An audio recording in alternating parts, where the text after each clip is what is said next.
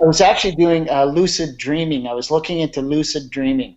I think I had a lucid dream, and I thought, hey, cool, I'd like to do more of that. Right. So I got a couple books on lucid dreaming. It was not working. I think I had one more lucid dream after lots of tries, and then just from fishing around on the internet, I found I go, oh, memory, anti-Metivier, magnetic memory method. Let's try. Right. So Right. I'm kind of a different tangent. Well, I mean, that's interesting that it goes from dreaming to memory. So what was it that made that leap in your mind and then going to compete? Well, now to my mind, it was always pretty close. So always been interested in memory. Always used to like I loved doing the Shakespeare memory in high school, Right. and various poems and. Uh, uh, um, my family history, we'd get together and we would do like dramatic pieces, things like that. So uh, using my memory was always interesting to me. In fact, I think it was back in the 70s, ESSO was giving away these abridged versions of books. And I was driving around with my dad one day, and this book was on the floor. It was 30 Days to a Better Memory by Joyce Brothers. Right. And I flipped through it just out of boredom, and I go, I'll use some of this sometime. So some of the methods that she talked about in that book are, these age-old, memory devices. Right. You know, and then once got into college, I was really stressed out about this one test. It was on fetal development. There's all kinds of Latin terms, and I go, I'm just going to bomb this. And I thought, well, why don't I put it in a memory palace and just see how that goes? And I can still recall some items of that, fetal development in the apartment that I lived Right. in Right. Red Deer, Alberta. Well, it's Yeah. amazing how it works, right? Yeah. The Now, getting on to the magnetic memory method, so I started going through your modules, and I think it was you that said, one way you can kind of soup this up is go into a memory competition. And I right. thought, well, I'll look around, and there was an Alberta memory competition. I thought, I'll go in it. Right. Did really poorly, but I won it. Okay, how does that work? Yeah. Well, so there was one other person in the competition. He can actually, beat me badly to this day. He never has, but in fact, he's in Australia right now too. Right. He's doing a teacher exchange. Um, anyway, it was kind of me and him. I only did 34 cards in 5 minutes, and I was, I think, certainly prepared to do a full deck in under the 5 minute limit. Right. And he was running a competition at his school, but he got distracted a couple times and messed up on his two tries. Right. So with my 34 cards, I beat him. Right. Right. Well, it's fascinating how that works out, right? Because there's the private practice, then there's the practice of competition, and then there's Yes. no promise of how anything's going to play out when the clock is on, right? Very true. So take the Canadian Memory Championships this year, where I wanted to go into a senior level, but there was no one in the senior level when I got there. So the administrator said, well, I want you to go in just the regular competition. So I was kind of really chill until he said that, and then just stressed right out. And I can use my results were probably half of what I can usually do in the safety and comfort of my study. Right, right. Yeah, well that sounds just my experience. I mean, when I sat, I was amazed by, first of all, the competition in my own head of exactly what I'm going to do with that these sets of information, right? It's just Yeah, deciding on the fly, and any training of the normal procedure, it almost you start scrambling for stuff, and the clock is going and so forth. So there's a practice to actually focusing on what you know how to do at that For moment. sure. And there are so few competitions. Let's say I go in one competition a year, and you're just not used to that. The stresses and the things happening. I think system analysts call it noise, Right, system noise. right, So right, like I start memorizing my cards, and I cannot believe the interference that again, in the safety of my study, I'm focused, and there's one thing happening in my mind. But you go into a competition, and like I've got negative self-talk, and there's kids playing outside that you can hear. right. Someone moves their chair. It's amazing the things So that are going on. did competition work? Did it juice it up, as you said? Well, I think competition certainly, like it does improve. Like I think that stress is good because then you come away from that stress, right? And then you go, oh, okay, you actually make another step forward. Right. So um, I'm actually going to go to a competition in Vancouver in November. Um, there's kind of two competing memory organizations in Canada now. Right. So one in Toronto, they're not really talking to the people in, I think it's Vancouver, Toronto, Montreal. But I'll just go into that. But I look forward to this will be like another competition within 3 months of this other one. So Right. I Right. think that's a Has it helped with your general memory or focusing on actual learning goals in any way?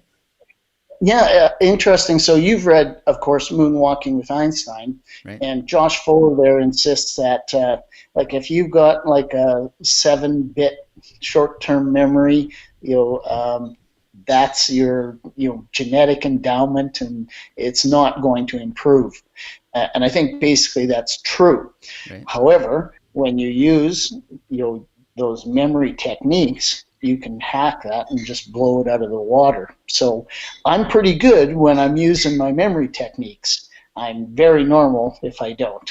Yeah. So that's almost goes back to that sort of competition thing where when push comes to shove, all of a sudden you can get that negative thinking or whatever interference, the noise Mm-hmm. that comes Mm-hmm. in. Do you find that you sometimes have situations where you default to using the techniques, and other times you're like, damn, like why, how did I not think to use them here? Yeah, they kind of sneak up on you. I remember, so just last year I was in a large group, and the speaker said, I want you to memorize some things. So I go, okay, I'm ready for you. Right. So it's amazing how, like you're in a totally new situation. Like I've got a memory palace that I can just pull out of my, back pocket, and it didn't work very well. Right, right. So you're really, I find I really have to be prepared. I'm ready to do this. So, speaking of preparation, how did you prepare for this most recent accomplishment with the Canadian Memory Championships? Okay, so I have lots of memory palaces. I'm fairly disciplined, so I can get up in the morning and like I'll do like say one or two disciplines. Let's say I'll start with names and faces, and being kind of nerdy, I've made up like 50 competition style packages of names and faces. Where they have on 9 faces per page and 6 pages of that, and then the next 6 pages you take away the names and scramble the faces around. Well, I've Right. got 50 examples of that I've made up. And now going through them multiple times, I'm beginning to find, oh, I recognize that fellow, or so it's not a brand new face to me anymore. So anyway, I'll do names and faces in the morning, and then go on to doing a list of random words. Right. Um, and I intersperse that with some domestic chores. I'm retired now, so Oh, okay. I've got some time. And then I'll go on with numbers. We'll do a set of numbers. Oh, so for numbers, and again, this kind of goes into my nerdiness. I went with I've memorized. So for every three-digit combination, I've got an image. So Right. I've got 1,000 images. But using that major system, so you look at a number now, and you can kind of read it like a word. Right. Right. So say 326 is manage, and I think of this McDonald's manager Right. when it, so for that number. So that's front loading, right? So I do a lot of review. So like I'm reading license plates as I drive down the Right. street. Right.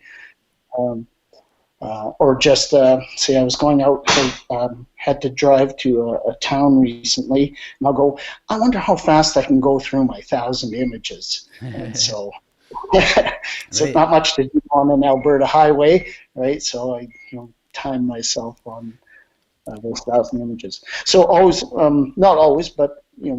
doing that sort of. So I got to ask you. I know people will kill me if I don't ask you. What do you do if the numbers don't divide evenly, that you end with a three-digit image and you have either a two-digit hangover or a one-digit hangover or Yeah. remainder? Okay, so in Alberta, the license plates are 4 digit, and I have a 3 digit system. Right. So what I do is I read the first 3 digits, and then drop the first digit and read the last 3 digits. So that's one thing I do. Okay. Another thing I'll do is I'll take if it's 4 digits and I've got a 3 digit system, I'll take the first 3 digits, and with the last digit, I just go 0, 0 digit. Right. So uh, let's say again, we'll take out 326, and let's say it ends in a 7. So I've got manage, but now I've got 7 sticking out at the end, and I'll just go sock, which is 007. Right. Just Right. ignore the 00s. Right. Okay. So yeah, I mean, I do it either way. I use the 07, so I would have like Oliver Sacks, Okay, possibly with socks or whatever, or I would just yeah, have a boomerang there. So I would just revert to a single digit. It just depends on how it plays out yeah, um, in the yeah. actual row. Now, in memory competitions, the lines are 12, Oh, okay. right? So it always works out perfectly for competition purposes. Right. Right. Well, we maybe we should suggest some randomness in there. Yeah, But no. that's interesting. That's interesting. And then I guess playing cards work out that they would end regularly too, as I recall from the sheets that I had when I competed. Okay. Um, Now, I just use a single card in a single station. Say about 2 weeks ago, maybe three, and I can still do this. So for every card, I've got like a little three-word sentence, right? So it's a noun, verb, object right. for every card. Um, and I tried doing that PAO, but it was not working out very well. Oddly enough, I gave it like a 2 week try. Go back to my single card in a single place, and my time had improved. Right. In Right. my so it somehow it was helping.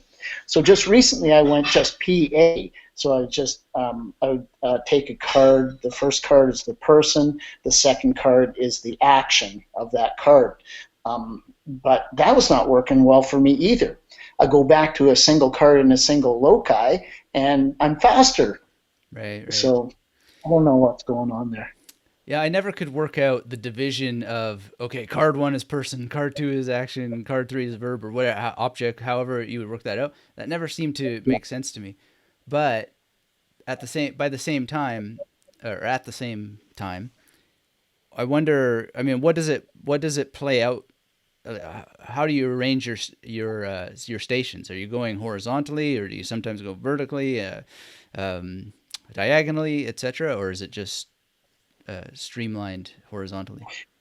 If I take your meaning, so my memory palaces are just familiar places. So my home, is a memory palace. I remember once you said like don't go through walls and stuff like that, Mm, but I ended up having to add things. So like I'll go through walls and around things, and right, right. I have one of a hospital in Edmonton.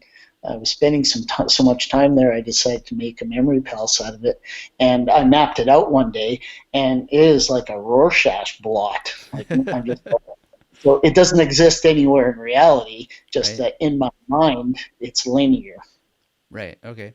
Um, yeah, I'm just thinking if you had like Jack of Spade and Seven of Clubs and Ten of Hearts or something like that, Right. that's going to be Jack of Spades on one station, and then Seven of Clubs, and then Ten of Hearts. Yes. Yes. Yeah. Okay.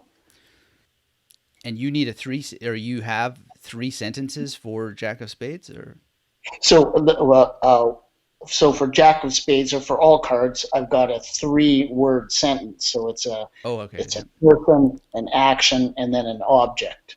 right, So, like say, I was doing cards yesterday. I haven't done them today yet, but uh, and it was a decent time. But like I would stop at a station and I would tell all kinds of stories. I wouldn't just go with one story. right, Like I told myself three stories at that station before I moved on. right, So I think I'm fairly quick. I'm just not very efficient. right, right. So but it does help with recall too. You get kind of that triangulation. You go, oh yeah, there was a lot happening there with, say, the Jack of Spades, who is an old schoolmate of mine that we called Killer. What's behind me is the fireplace, and I've thrown so many people into that fireplace. And do they know about that? Yeah, well, like you say, generally I don't tell people, the stories that Right, I'm right, using. So your example of, I think it was Barb in Germany, right. that some of those associations are just better off left unsaid.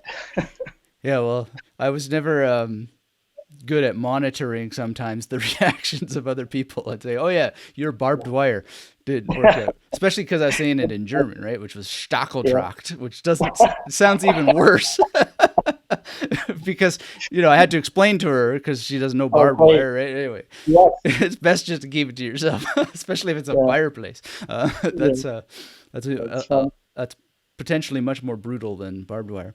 But I was going to say, you're awfully modest for someone who's broken these records and talking about being inefficient and so forth. So how do those?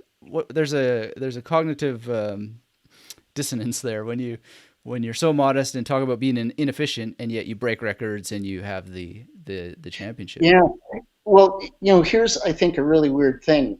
So you're talking to the Canadian memory champion of 2019. Right, right, I'll tell you, the standards were so low this year, that really I think many Canadians should be ashamed that some 60-year-old, took off to Toronto and walked away with the trophy. right, right. So maybe that'll be an encouragement for some people to go, hey, I can beat that. Right, right. Well, I mean that raises an interesting issue that I sometimes feel at odds with because I sometimes talk about the competitions in a certain way, and I am being a bit theatrical and so forth because I obviously see this as the most amazing thing and so forth. But what does it mean to you in your mind, and why is it that some people they really take it so seriously and they would hear what you just said and they're like, oh, that guy, I'm going to smack him down. And they're just like, it's like the weightlifting of the mind or something, as opposed Yeah, to the people who just, they love the tradition, they love memory. And it's just yeah. you Yeah. how do you see it? Well, so at the Canadian Memory Championship, when it was over, I needed a ride back to the airport, and the guy, his name's Levan Gervraj, and probably Levan anyway, a guy from New York who came into the competition, but we shared a taxi back to the airport. Right. I think he said it best. He said, when he goes to a competition, he's only in competition against his own best self. Right. So there aren't any enemies there. If somebody can beat me, great. Right. I've got no problem with that at all. I want to be my best. Right. And well, okay, that's an interesting way to think about it. I'm thinking of, some things you mentioned and that I've seen on your Facebook page of you jumping into the air, uh, and flying around and stuff. Do you perhaps have, if you're just in competition with yourself, which I can see flying, jumping, in these extreme ways that you do, and maybe tell us a little bit about that as a solo thing, and then competition at the same time is only a competition with other people. So, you know, Yeah, that, but it's not. For me, a competition is just an external validation of what I'm doing in my room privately. right, So it's good. Just like I can tell you that I can memorize a deck of cards in 2 minutes and 2 seconds. right, Oh yeah, we'll do it publicly. mm, right. Yeah, yeah. That is an important part of it for sure. The demonstration. How does that? I guess my poorly framed question was: Is there a higher tolerance for that risk that someone who likes the kind of aerial sports that you like maybe has more of a natural inclination to do that, or is it not related at Yeah, all? yeah. I wonder. So back to the Canadian Championships this year. At the championship, I actually lost. Oh, So there was self-correcting, the moderator just said, "Well, self-correct," and then the result there was I think I finished second, at the competition, but the moderator checked them over after, and some people didn't correct their disciplines correctly, which put me into first place. So I was actually really depressed after the competition. Not clinically. I was just right, yeah. so disappointed with myself. Probably cost me $1,000 to fly, to Toronto and back. And some of the guys that beat me were like they were new to the competition. Right. Um, so I remember it was the next day I was in the Toronto airport most of the day, just moping around, you know, really disappointed with myself. So got home, and then the moderator, emailed me and said, "Guess what? You won." Oh, You get this bounce. You go, "Yes!" Validation. right. So, Wow, so that must have been an emotional roller coaster. no kidding. Like I thought I prepared well for what I thought I was going to do. Then there was that stress of, nope, you're in a different category.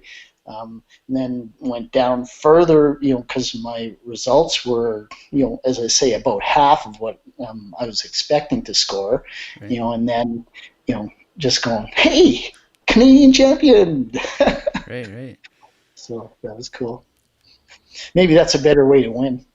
Yeah. Well, I mean, I think it's something that's important to talk about because it puts it in a bit of context that there's a point based nature to winning, and Alex Mullen has talked about it on his blog with World Memory Championships, and how you could really bank out in one category, and then provided that your cumulative points are okay, then you can win, and you just don't even know what's going to happen on the day. Mhm. So that point based winning makes champion and best kind of have an interesting context. I don't know how that plays out in other sports, maybe like boxing, where your guy that you're rooting for technically won the performance, but because of the points, the other guy, the other person actually wins. Is it something like that? Maybe I'm not.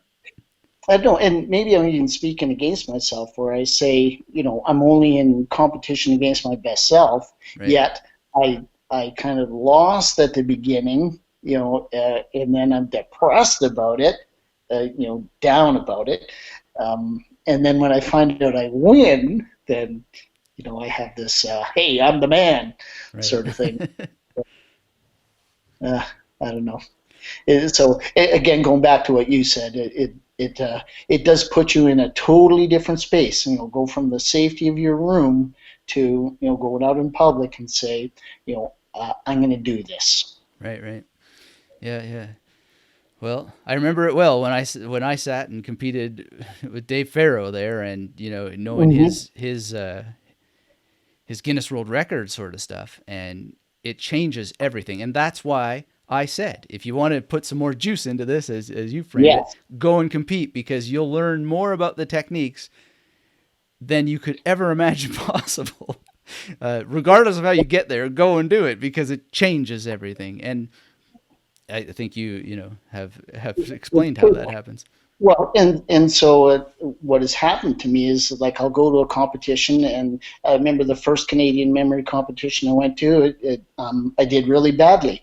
In fact, my scores it was in Montreal about 4 years ago, 5 years ago.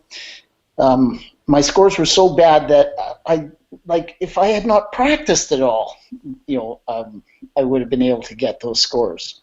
Right. But after 2 or 3 days of being down, I go, okay, back to work. Right. Let's Right. let's see what we can fix here. So, what are you doing to prep for Vancouver? Yeah. So as I say, with my mornings are basically free. So I have the discipline to get up, and I've made up these names and faces. Packages, and I'm using them, and I was going quite organic, meaning like I would look at a face and go Anthony, and I go, well, I have a son with a similar name, so I would just attach it like that.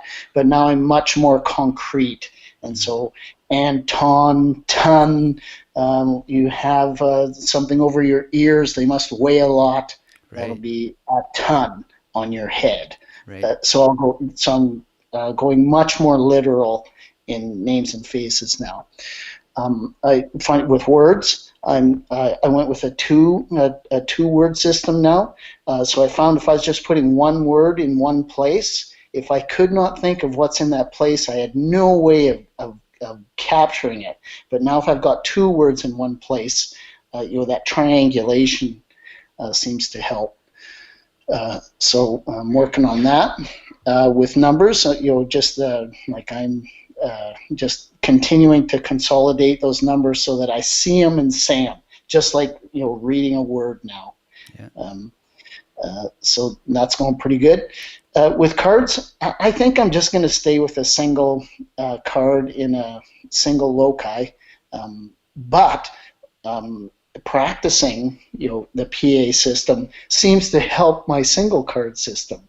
Right. So, I'll do that. In Vancouver, there's going to be a fifth discipline, and that is, have you ever done those the four images, Yeah. and then it's another row of four images? I, So I haven't done a lot of that. I've done abstract shapes, if that's what you mean, but I don't know Uh, if it's the well, same. yeah, I think, and because I haven't done it, I might be doing a bad job of explaining it. But they give you four pictures or four images, and then you have to recall those four images. And then there's a new line of four more images. Right. Yeah, I've heard about something they were doing around that seemed to be different than abstract shapes. So Yeah. Well, I probably a think little at the bit. Worlds, don't they have 10 disciplines? I believe so. Yeah. Yeah. Yeah. So, like, and I'm just doing four. Right. Right. Yeah. I imagine that there could even be more disciplines, but it's an interesting thing. It's a tricky thing to actually do so that it doesn't have linguistic advantages, um, Yeah. or Well, potentially other advantages. Like if you were a musician and doing musical recall, obviously there's people who could come in and crush that. If yeah, yeah, so, yeah, and that reminds me, you're into music as well, I think, right? yeah, You're a bass guitarist, is that yeah. correct? Good Yeah, memory. I've seen some of your videos. Right, right. Well, thanks for watching. Hope it didn't hurt your ears too much. Like, There's a lot of good stuff out there. yeah. Well, that's sounds exciting to be able to go and compete again with having this now behind you, which is records and this sort of however it played out, this championship. And I imagine you met many interesting and wonderful people along the way.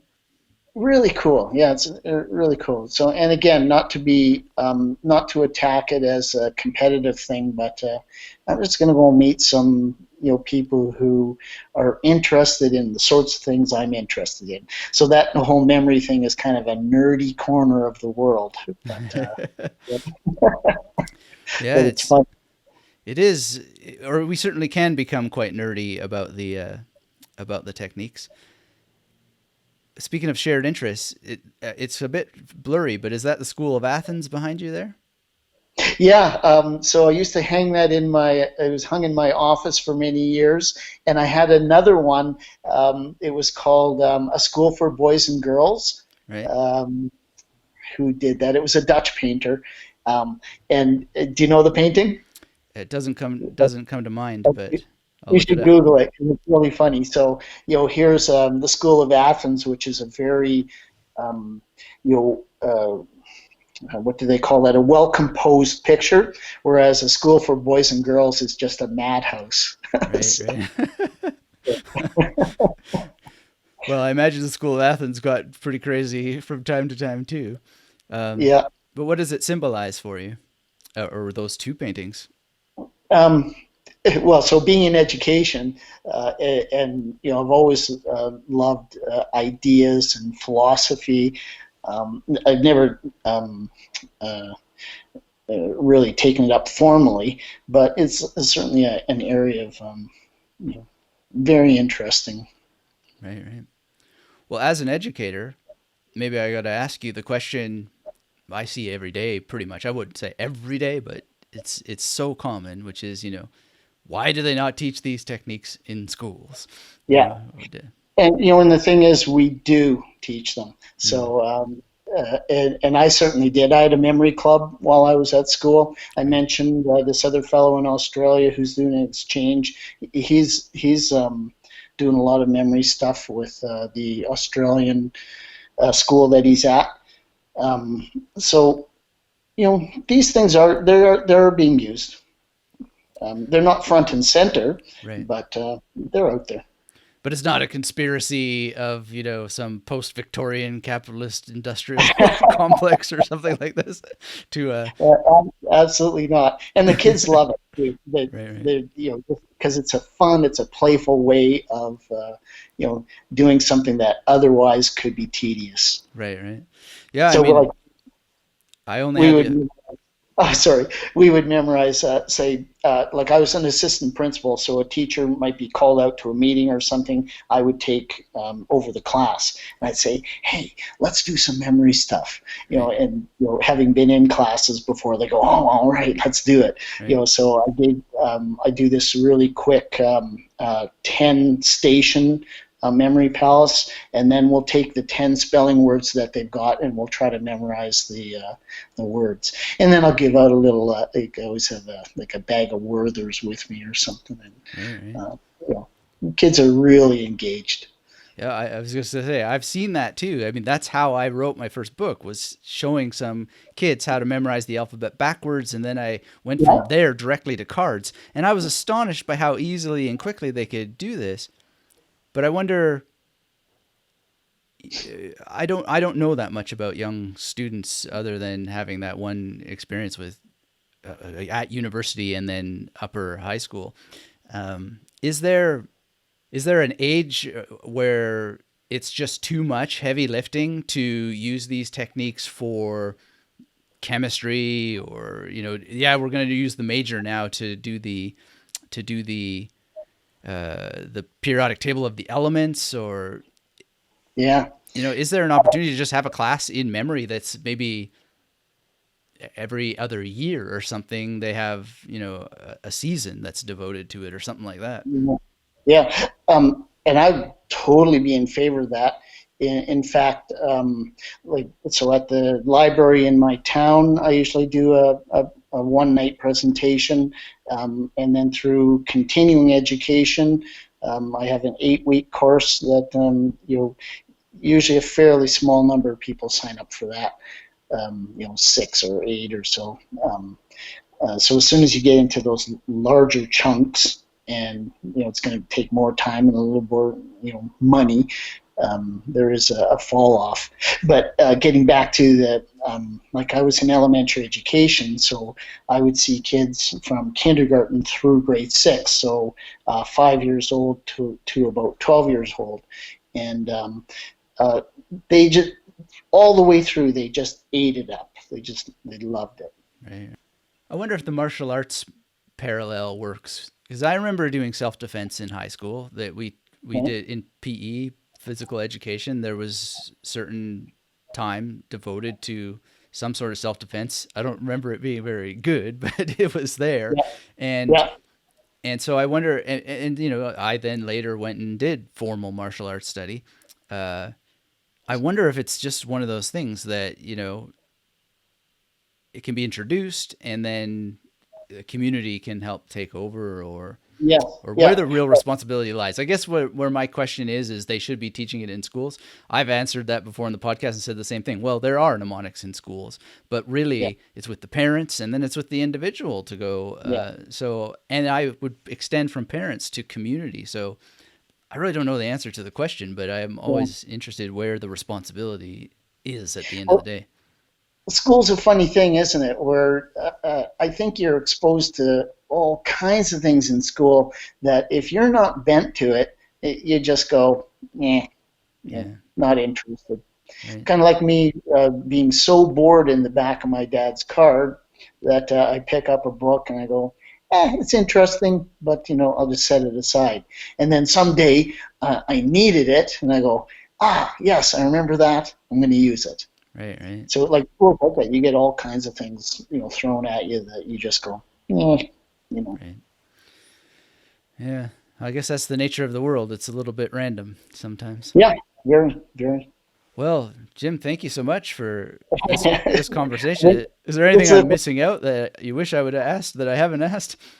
this is the first time that we've talked face to face, and really enjoyed meeting you. Yeah, well, I appreciate it so much, and I really thank you for updating me over the years, and I hope you'll continue to do so, and let's do this again. Right on. Cool. Good talking to Yeah, good to speak. Take care. Thank you so much. you. Good day, mate. Good day.